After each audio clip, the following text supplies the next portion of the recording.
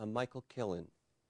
Every regional and local government in the United States right now is trying to develop and implement effective sustainability strategies. And many of these sustainability strategies have to do with preparing for climate change. Now, NASA and several other federal government agencies have stepped up their efforts to help the people, the governments, the structures of the United States prepare for climate change. Now, I have invited Deborah Feng. She's the Director of Operations of the NASA Ames Research Center in Moffett, California. That is right near Palo Alto, California. And Ames Research has become extremely aggressive in helping the California local and regional governments prepare for climate change. And they are getting ready to become even more helpful to the state. I'm going to ask Deborah Feng a series of questions about what is Ames Research doing to help the local governments and the regional governments. I'm going to ask her a series of questions about what she and her organization is doing themselves to effectively sustain the natural and other resources that they need to operate. How are you today? Good, thank you, Michael. And just, what did you think of that opening? Interesting, energetic, and accurate. We're trying to be proactive. Yes. Now, you're the Director of Operations of this massive NASA facility in California. And I know you have an airfield. I know you have a lot of people, a lot of buildings. But why don't I give you the opportunity to put the scope of the facilities, what you have under your domain that you're managing? Okay, thank you, Michael. We have to manage over 1,900 acres, actually approximately 1,900 acres of land. We have approximately 6,000 people at Ames Research Center, including our NASA Research Park. We have approximately, of those 600, are 1,200 civil servants. The rest are contractor employees plus our partners. We have a water infrastructure, electrical, and built environment or above ground environment, and I'm responsible for procurement, law enforcement, fire, emergency response, airfield maintenance, airfield management, environmental management and cleanup, logistics, traffic, motor pool, transportation. First of all, it's an amazing amount of functions, organizations that you are managing, okay? And would it be correct for me to sort of think of you as a city manager? I think that would be correct, yes. Okay, because city managers are managing water, public space, buildings, schools, it just goes on, and the use of various types of energy. Now, I would like to ask, before I ask how NASA is stepping up its efforts to help the South Bay, San Francisco Bay governments and industry, etc., prepare for climate change, I would like to ask, what are the areas at NASA Ames Research Center that you are focusing on most to reduce the use of any kind of energy and to reduce emissions into the atmosphere? We are concentrating on our electrical system. We have an electrical distribution system, as many cities do. What are you trying to do with that electrical? Make it more efficient, ensure that the operation of it is safe for our employees and that it's reliable power. Our job is to support our missions at Ames, and all of our missions, including folks that have an administrative mission at the center, require electricity and power. Okay. All right, so you're cleaning up your system, you're modernizing it, making it so you can manage it more effective. Okay, I got that. And what is another area that you're focusing on? We are focusing on the built environment or above ground plant. by developing a plan for new construction of new buildings and retrofitting existing structures to make them more energy efficient, better work environments for our employees, and more efficient in terms of power usage. So in terms of the existing buildings, and I've been driving by your facility for many, many years, I see these gigantic air hangars, if that's where they are, and wind tunnels, and a lot of other buildings. And I've been fortunate to have been invited into your facility. So you're really trying to retrofit the existing buildings to make them more energy efficient. Correct. Mostly the buildings that house NASA missions. You have referred to one of the largest wind tunnels in the world. It has been outleased to our partners at AEDC, or the Army, and we run our own wind tunnels.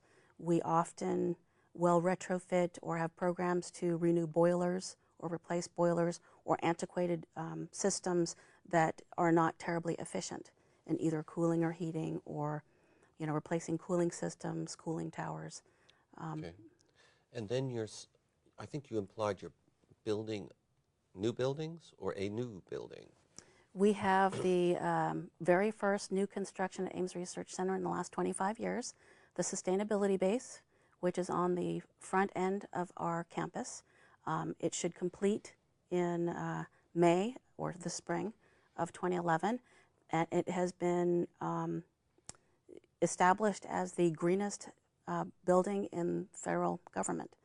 It is also thought of as a test bed for some of our newer technologies, but it is, for example, cooled and heated via 17 geothermal wells that have been drilled close by, with all ambient air, natural lighting, and automated systems to control the heating and cooling in the building.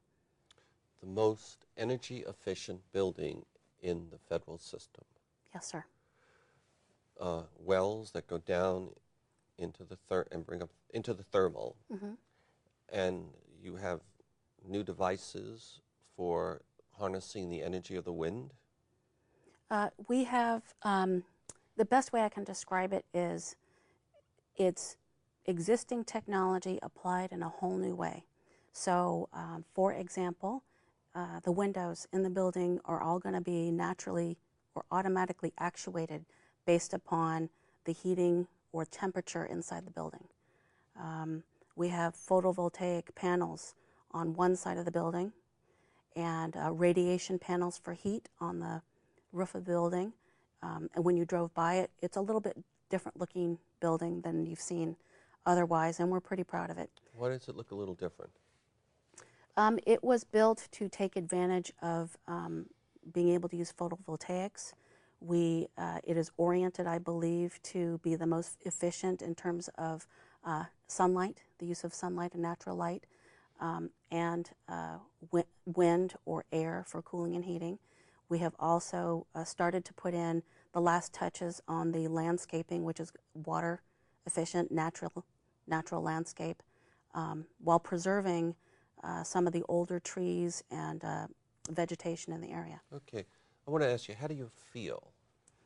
You are going to have one of the most important new buildings in the entire federal system.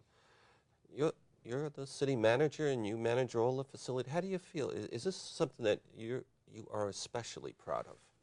I'm especially proud of the building itself. I am proud of my staff that has built it on time and on schedule. They rose to the challenge. It hasn't been done before. It is potentially going to be LEED Platinum certified. Yes, I'm proud of it. I'm proud of its accomplishments, and I'm proud of its implication. Okay, now in terms of sustainability projects, let's see. You mentioned you folks are retrofitting, modernizing the electrical system for basically an entire base, okay? And you're looking at all the buildings and renovating them to make them more energy efficient. Is that right? Yes. And you're also building a brand new building called Sustainability Base, which will be the most energy efficient building in the entire federal system, which is, I think, saying something. And I would assume this will become an exemplar for the rest of the federal system of buildings and the nation? I would hope so. I believe that a lot of our sister centers have accomplished quite a bit with their new construction as well. We, the agency, NASA, accomplishes new construction by providing and working on what we call the master plan. Master planning is a construction investment plan in our built environment that maps out in 5-year increments for the next 20 years. Okay. And again, before I get to what you're going to do for the governments, the local regional governments of California, I would like to know what other main resources that you have at NASA, technological resources or other resources? Well, I think one of the main things that NASA has is information, data that we can share, that we have, for example, on climate changes that that we can use right now to help us plan for potential climate change. And to me, that would be a climate adaptation plan. Okay. So data is one thing, and what about the computing systems and the modeling, which is software? What do you have over there, roughly? We have the Pleiades High Performance Computing Facility.